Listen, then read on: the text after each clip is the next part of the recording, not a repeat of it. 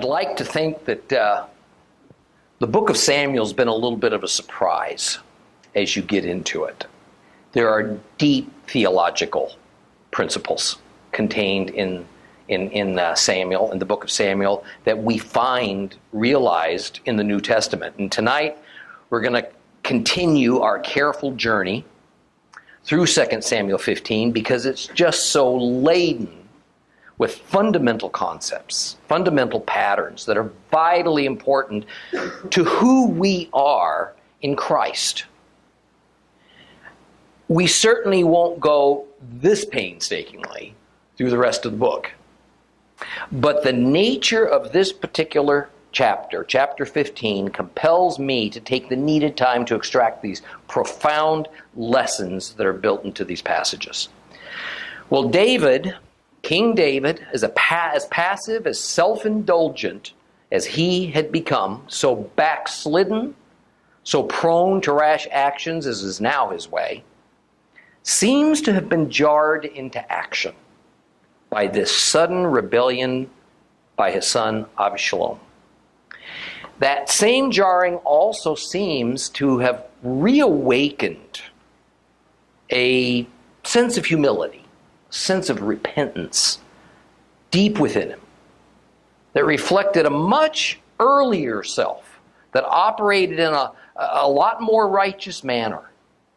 So despite being the great warrior that he was at heart, and probably quite capable of mustering a substantial force of loyal supporters to resist these rebels, David chose a different course.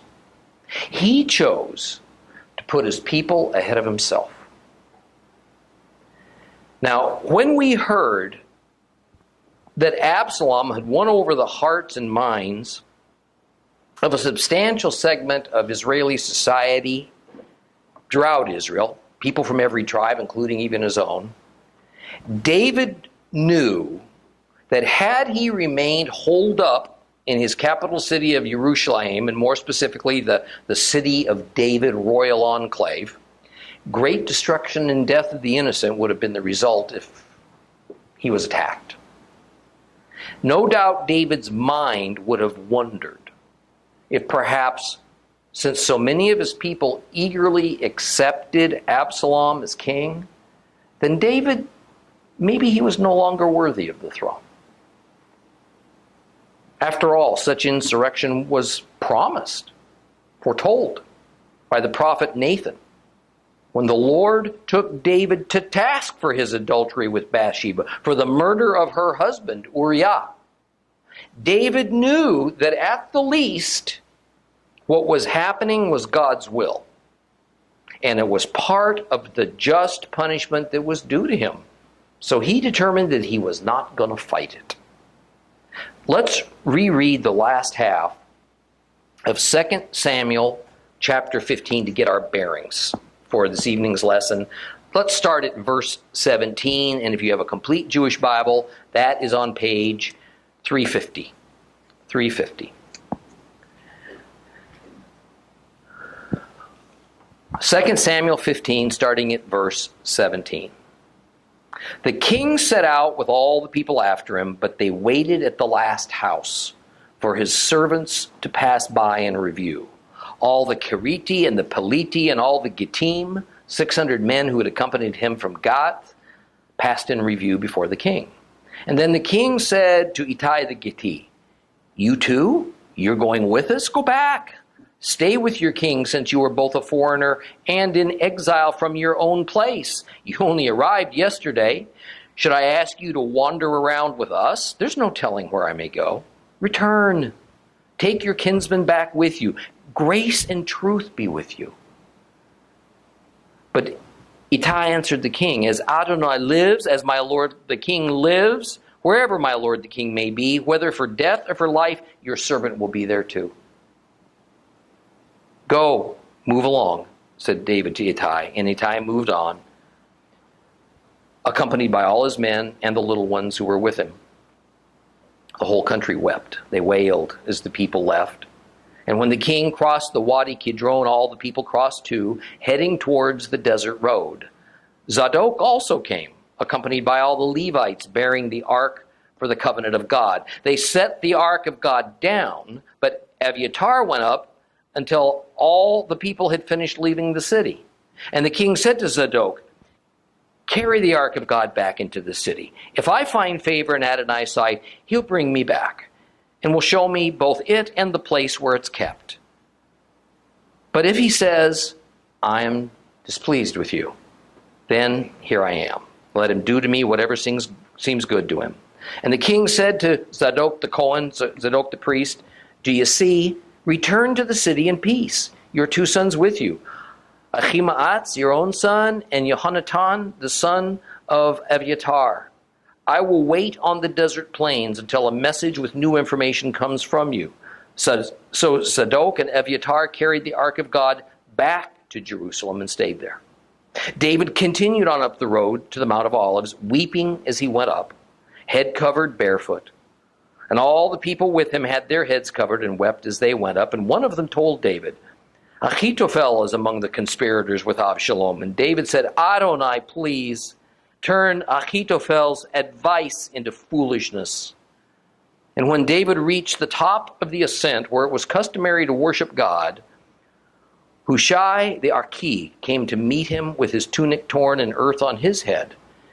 And David said to him, "If you go with me, you'll become a burden to me. But if you go back to the city and tell Absalom, 'King, I'll be your servant, just as I was with your father. I was your father's servant in the past, so now I'll be your servant,' then you will be able to frustrate Ahithophel's advice for me. You have Zadok and Abiathar, the priests, there with you. So whatever you hear from the king's house, you tell to Zadok and Abiathar, the priests. Their 2 sons, Ahimaaz, the son of Zadok, and Yehonatan, the son of Abiathar, are there with them. Through them, send me everything you hear." So Hushai, David's friend, came into the city when Absalom was about to enter Jerusalem. The king and his followers were fleeing eastward, down through the Kidron Valley that separated Jerusalem from the Mount of Olives. And then they went up and over the Mount of Olives eastward towards the wilderness. A group of about 600 of his loyal personal bodyguard, it seems, were led by a foreigner, probably a former Philistine, by the name of Ittai. And as they pass in review before David, he takes Ittai aside and offers him the opportunity to go back, not become embroiled in some uncertain future attached to a deposed king. And in verses 19 and 20, David tells Ittai that he has no obligation to stick with David since he's not even from Israel, and that he is essentially free to dissolve this covenant of loyalty that he has with David and instead serve the coming anti-king, Absalom. David reminds Ittai that he's only a relative recent newcomer to Israel. Now, most of our Bibles, such as the Complete Jewish Bible, say that Ittai came only yesterday. Now, it's a little bit too rigid of an interpretation of the Hebrew word temol, which means yesterday, but only in the sense of sometime before today, not very long ago. So we also see that David calls Ittai a nochri and a goleh, an alien stranger and an exile. Thus, Ittai had not become a national member of Israel, instead choosing to remain in his foreign identity rather than becoming an official Hebrew. But as a Philistine who had thrown his loyalty behind David, he was now an enemy of his former government and thus an exile from his own homeland. Ittai was in a very strange situation. He did not want to give up being a Gentile, and yet he had chosen to give his allegiance to God's anointed king, a Jew. Interestingly, David was satisfied with this Gentile's loyalty. He didn't require Ittai to become a Jew in order to serve him.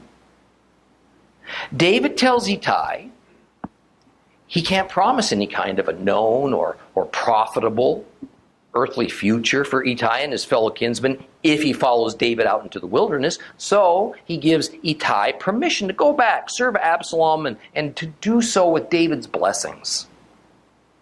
Most of our Bible versions have David saying to Ittai, may mercy and truth, or may grace and truth go with you.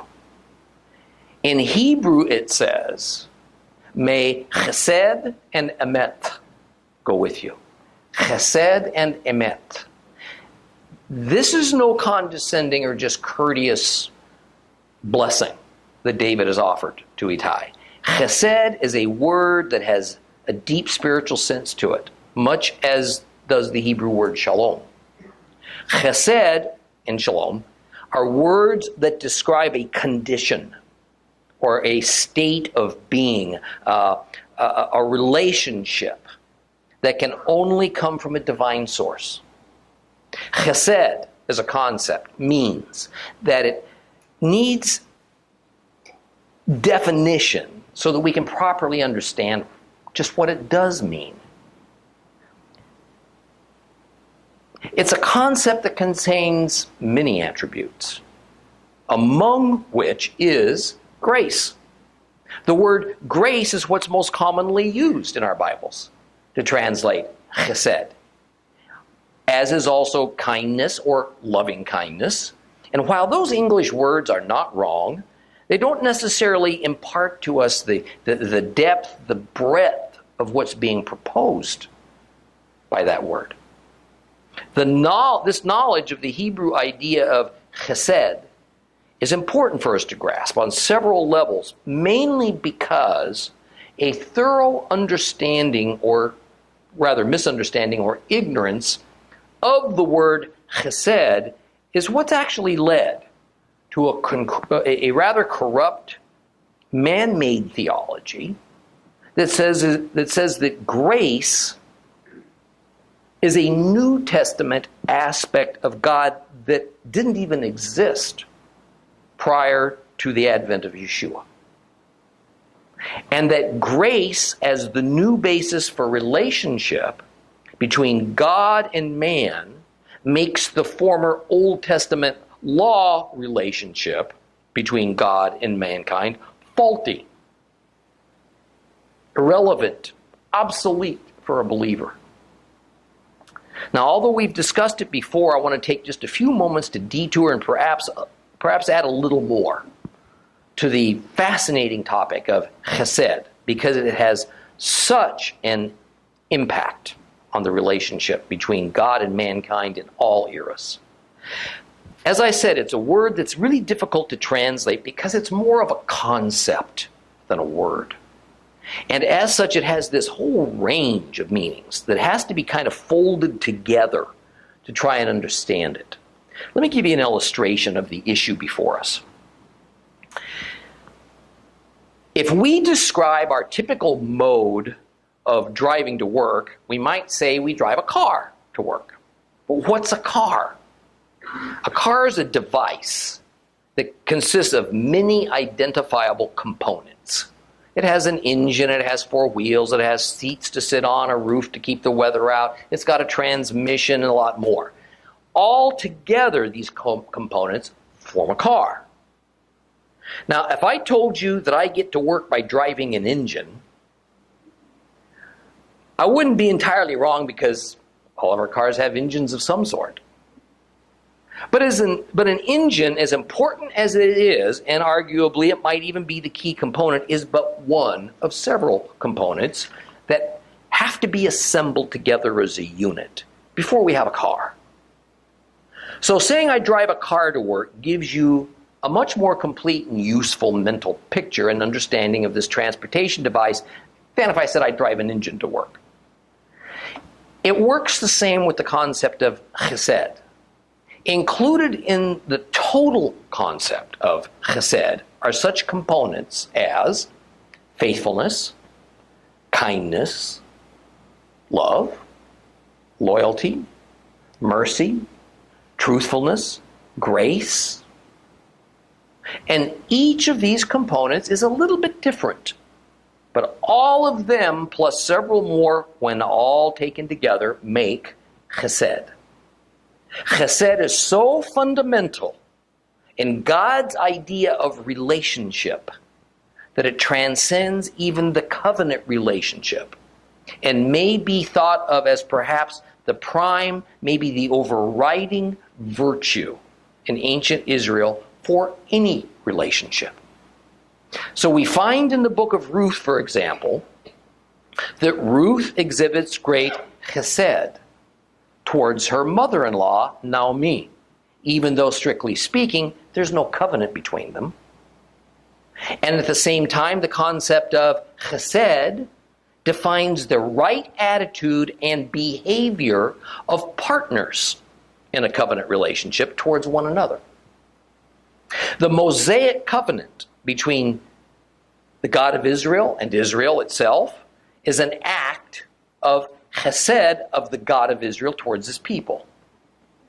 Jehovah keeping his promises to Israel and to King David, even though they often transgressed those covenants, was also an act of chesed.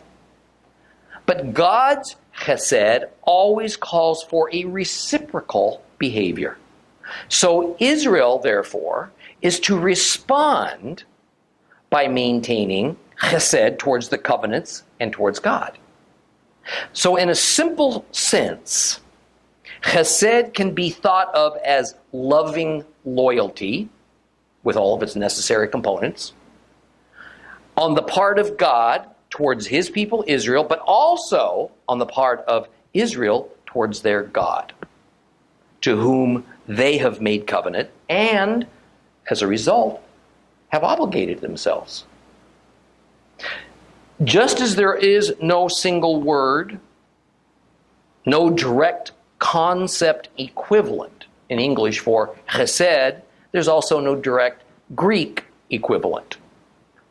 So since the most ancient manuscripts that we have for the New Testament are written in Greek and only then translated into English, the complex concept of chesed has generally been reduced by translators to only the single attribute of grace. Now, don't think I'm saying grace is a bad translation or that it's wrong. It's just that it's too narrow. It's incomplete. It doesn't give us all the meaning we need to understand this divine transaction that's going on here. See, the church has had this unhelpful tendency to reduce many substantial and complex biblical concepts into overly simplified, often single-word sound bites, or things we call doctrines, and then it kind of robs us of critical information, and we wind up being sent down rabbit trails. For instance, even God himself has lately been reduced, in some denominations, to but a single attribute: love. It's usually by those churches that really are trying to make him appear more attractive to potential followers, to seekers. And certainly God is love. No doubt about it. That's not all he is. He's healing. He is wisdom. He is mercy. But he's also wrath. And he is judge. And he is a warrior. He is the lawgiver. So to reduce God to a single attribute, I don't care which one you choose. To eschew the others gives us a horribly incomplete, a limited understanding of his nature that can have profound consequences on how we view him, what our relationship with him winds up being as a result. So just as the underlying basis for all covenant relationship has always been chesed, as believers in Yeshua, it would help us to see that we are not saved merely by the single attribute of grace, but rather by all the enormity of God's Hesed, with all of its attributes, all of its components. Why do I say that? Because grace is just one component of Hesed. Grace may be that car engine, no doubt, but it's not the whole car. Grace, as we narrowly define it, offers just a fraction of the overall divine concept of Hesed, and therefore of what is behind our saving relationship with Christ and how we even obtain it. And when we can finally grasp that, then we see that regardless of the era, regardless of which testament or covenant we happen to be exploring at the moment, Hesed is and has always been the basis for relationship between a worshiper and God. Because God never changes. But a more thorough understanding of Hesed as our overriding biblical principle also helps us to revive and underscore a nearly extinct premise within the church that we as Messiah's followers have obligated ourselves to God. Not just He to us.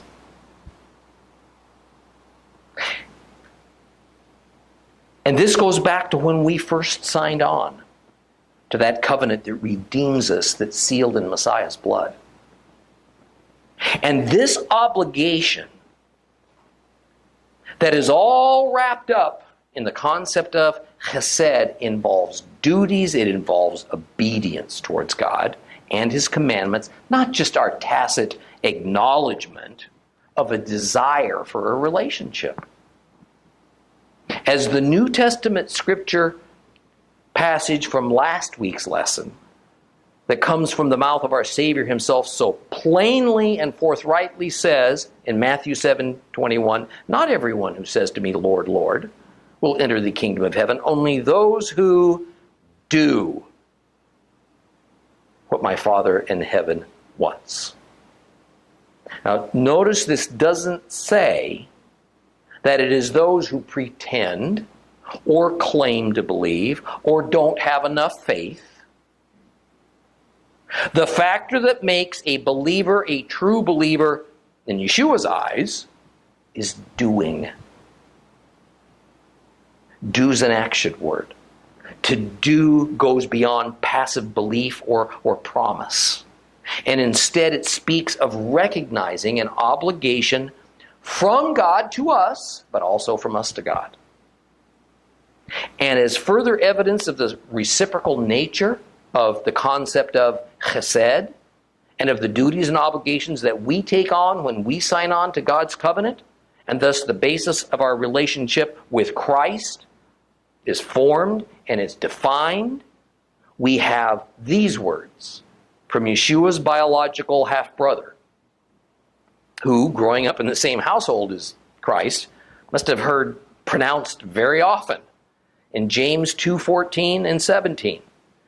"What good is it, my brothers, if someone claims to have faith but has no actions to prove it? Is such faith able to save?" So faith by itself, unaccompanied by actions, is dead. So in our story, in 2 Samuel 15, the anointed king of Israel offers this Gentile foreigner, Ittai, Chesed. Even if Ittai chooses not to live among the anointed king and his Israelite followers. Why? Because even though the bond of covenant is strong, the follower of this king, Ittai, he's not a robot. He doesn't lose his free will to disavow the covenant, to go, to follow another leader if the circumstances change. However, Ittai, in his free will, chooses to continue following his Jewish king unto death, if need be. Chesed is being reciprocated. David offered chesed to Ittai. Ittai responds in chesed towards David. Hopefully all this is starting to conjure up a shadow, a pattern of the believer's relationship with God through Messiah, and of this always present temptation to fall away, to follow another popular leader that will be especially manifested when the Antichrist appears. But it even gets more interesting as our story continues. Verse 23 speaks of the grieving procession of David's loyalists going with him, crossing the Kidron Valley, heading towards the desert road, it's called. Now, almost all English translations have some variation of this meaning, but some ancient manuscripts written in other languages and also modern scholarly re-examination of the Masoretic Hebrew text gives us some enlightening insight. It seems as though the Masoretic texts have found a few minor copyist errors regarding the description of this exact route that this grieving procession took as they fled over the Mount of Olives. The extant Hebrew copies are obviously misspelled, such that whether Jewish or Christian, a scholar has to try to figure out what those misspelled words mean, because if you take them just like they're written, they're just gibberish. And the new understanding, taken with the reading from some of the older manuscripts, takes this verse read something like this. However, the king remained standing in the Kidron Valley while the entire army passed on before him along the way of the wild olive trees towards the desert. Now stay with me on this. Okay. In other words, the context of the reference to Ittai's army is to this group of foreign mercenaries that's led by this Gentile, very loyal Gentile, Ittai. And it's about this route that they took across the Mount of Olives, and that there was this certain pathway that was locally known as the way of the wild olive trees. Nothing earth-shattering about that. The Mount of Olives is huge. So there were several routes to cross it, depending on which compass direction you intended to travel to and from Jerusalem. Now, the various pathways were given informal names. Now, this hardly seems like an important modification to the standard translation of this verse, which most of us have in our Bibles, except when we recall a rather cryptic statement of St. Paul's that incorporates this similar idea. And I think that it was this well-known story among the Jews of his day, the story of David fleeing Jerusalem, and of the probably still existing pathway across the Mount of Olives in Paul's day, known as the way of the wild olive trees, that Paul was using as an understandable, a simple illustration of how Gentile foreigners can become participants in Israel's saving covenant with Israel's God, and yet they don't stop being Gentiles. Let me point out that in the Bible as elsewhere, the purpose of an analogy or illustration is to use a commonly understood thing to help explain something that's perhaps more difficult to understand, like my car illustration of the word, to give you an idea of the word chesed. Listen to Romans 11, 16 through 24, with what we've just talked about now. Now, if the challah offered as first fruits is holy, so is the whole loaf. And if the root is holy, so are the branches. And if some of the branches were broken off, you, a wild olive, were grafted in among them and have become equal shares in the rich root of the olive tree. Then don't boast as if you were better than the branches. However, if you do boast, remember you're not supporting the root's supporting you. So you'll say branches were broken off so that I might be grafted in. True, but so what? Well, they were broken off because of their lack of trust. However, you keep your place only because of your trust, so don't be arrogant. On the contrary, be terrified, for if God didn't spare the natural branches, he won't spare you. So take a good look at God's kindness and his severity. On the one hand, severity towards those who fell off. On the other, God's kindness towards you, provided you maintain yourself in that kindness, otherwise you too will be cut off. Moreover, the others, if they do not persist in their lack of trust, they will be grafted in, because God is able to graft them back in. For if you were cut out of what is by nature a wild olive tree, and grafted contrary to nature into a cultivated olive tree, how much more these natural branches will be grafted back into their own olive tree. So we have this metaphorical connection made by Paul between wild olive trees and Gentiles that I think is probably based on the commonly known story of the pathway of the wild olives that the Gentile foreigner Ittai voluntarily followed so he could maintain his relationship with David, God's anointed king, his Jewish king, who was a shadow and a type of Messiah.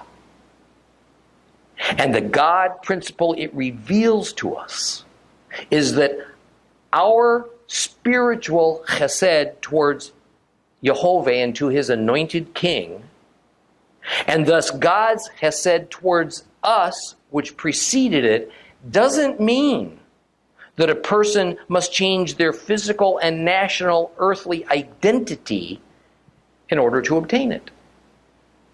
A Gentile can trust in the God of Israel and can faithfully follow Israel's anointed king and can be made part of Israel's saving covenant by means of God's chesed, all without being a physical Hebrew or by becoming a naturalized Israelite. Ittai did it. His men did it. And those among us who are Gentiles can do it.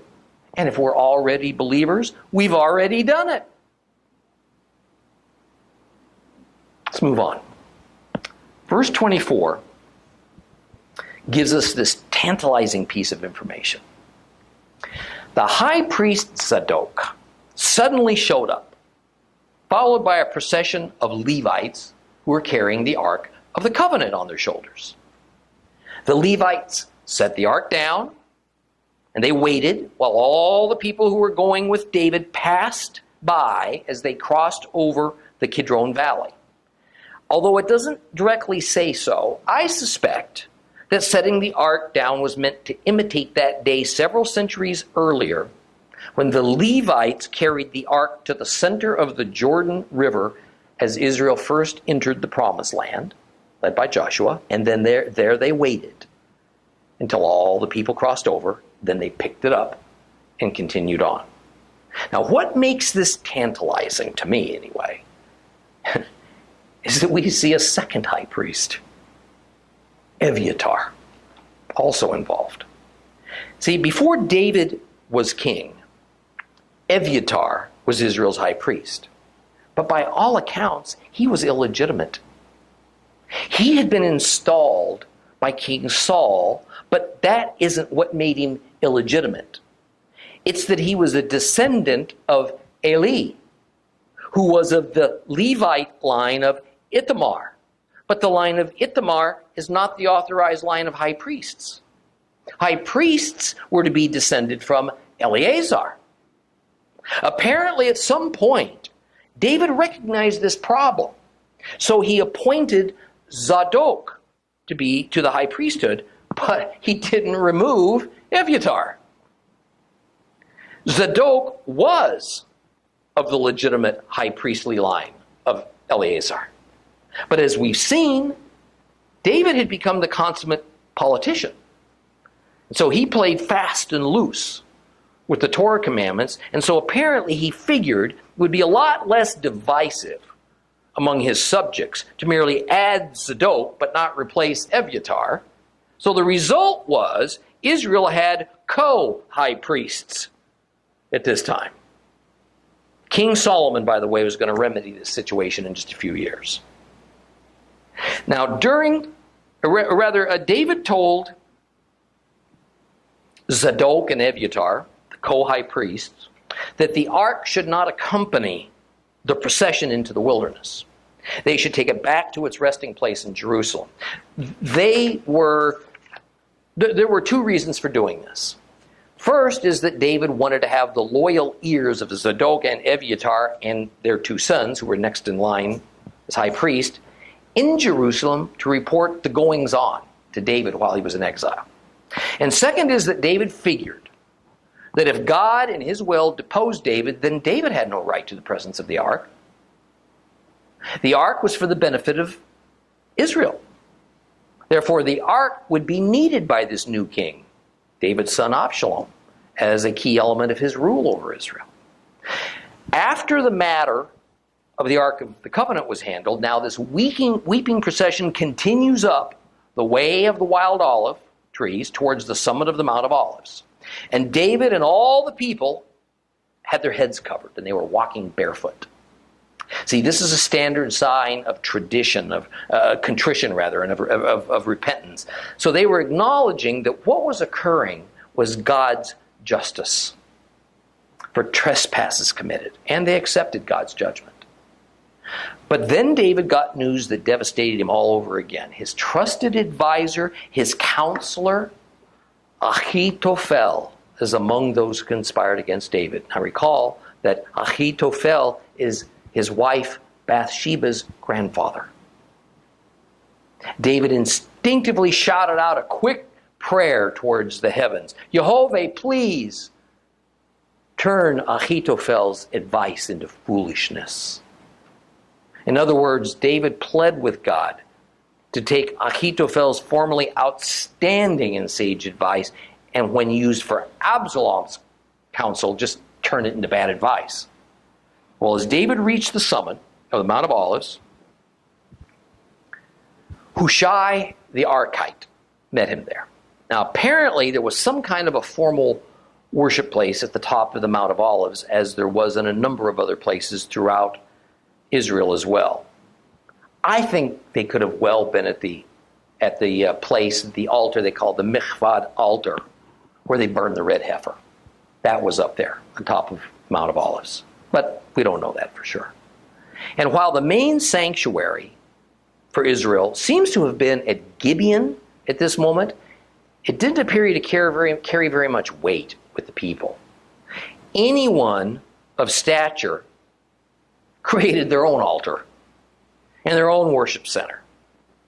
And the archaeological finds of recent years verify that private worship centers and altars to Jehovah were erected all over Israel. Now, this Hushai was a very old man, and he was a friend of King David. He too was grieving and penitent, clothing torn, dirt thrown over his head and shoulders when David spotted him. But David said to him that he'd be better off if Hushai would stay at the palace. Don't go with him. Because in his elderly state, he just would have been a burden on David, who needs to move quickly to avoid danger, and also because Hushai could be useful as a spy for David inside of Absalom's administration. So David tells him he's not going to be alone in this endeavor. He tells him Zadok and Eviatar are going to stay there with him as well. And the plan was Hushai would give information to these two high priests. They would pass it along to their two sons, and then these two sons would go make contact with King David. Well, let's move on to chapter 16. 2 Samuel chapter 16.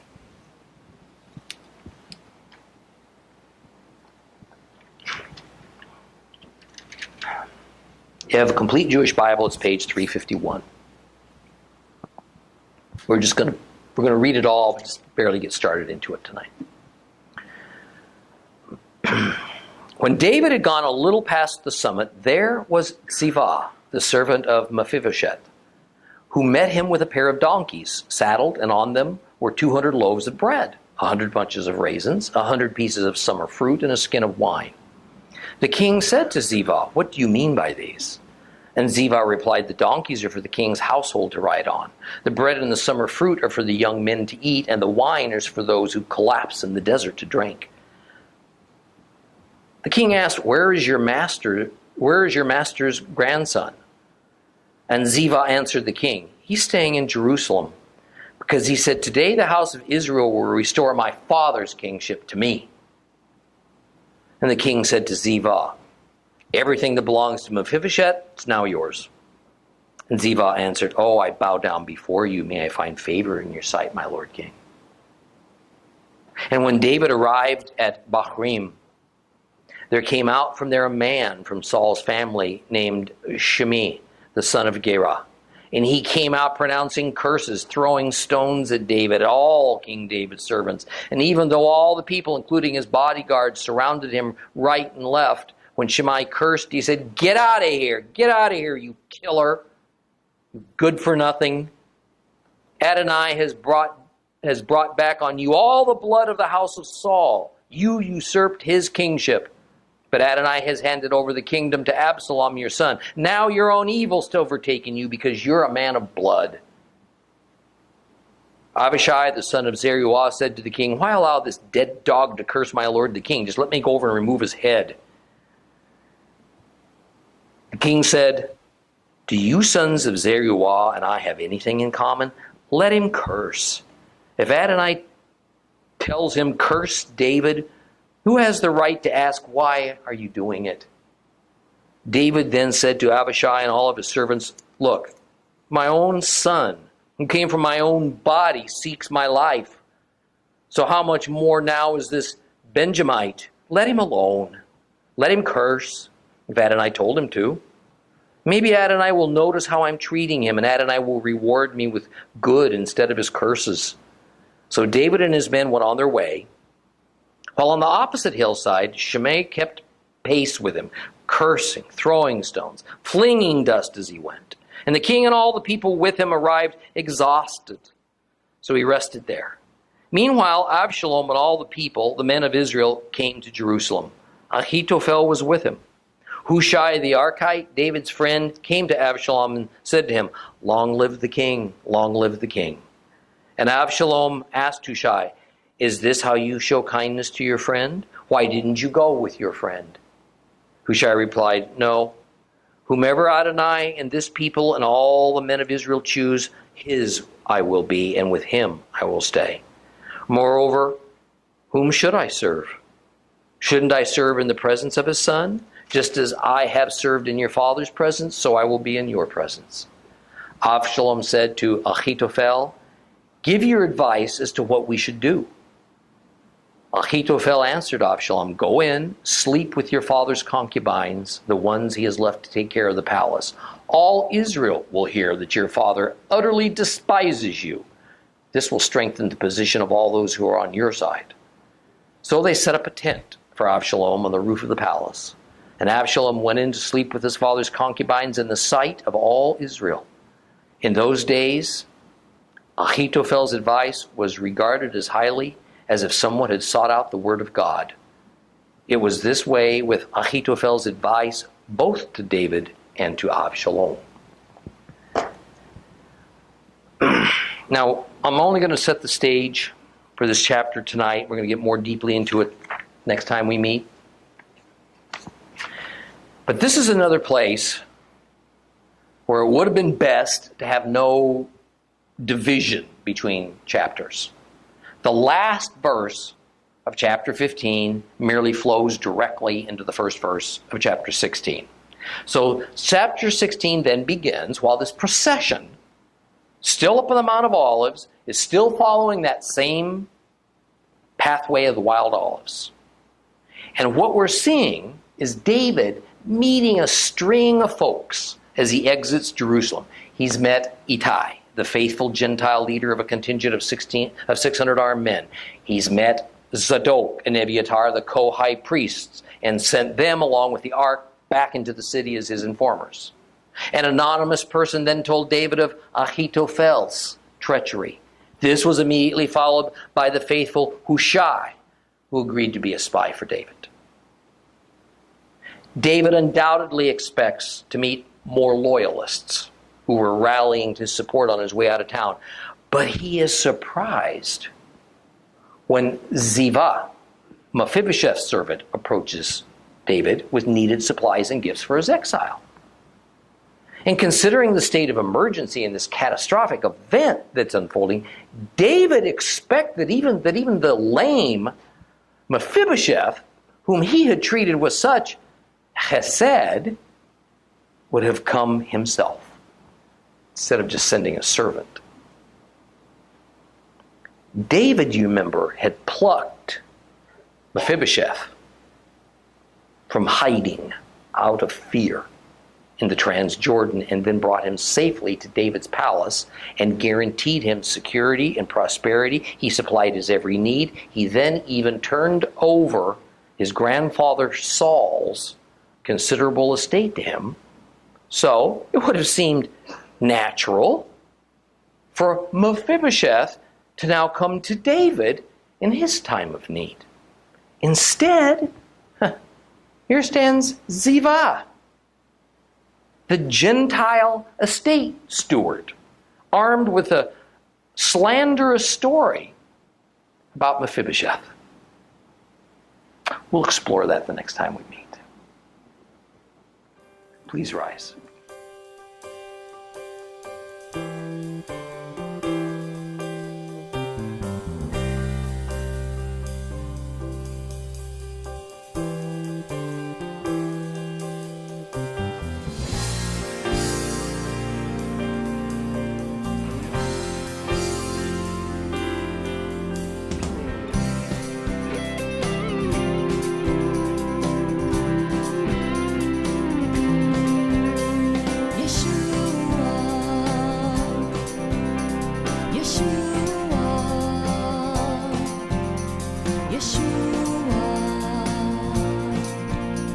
Yeshua.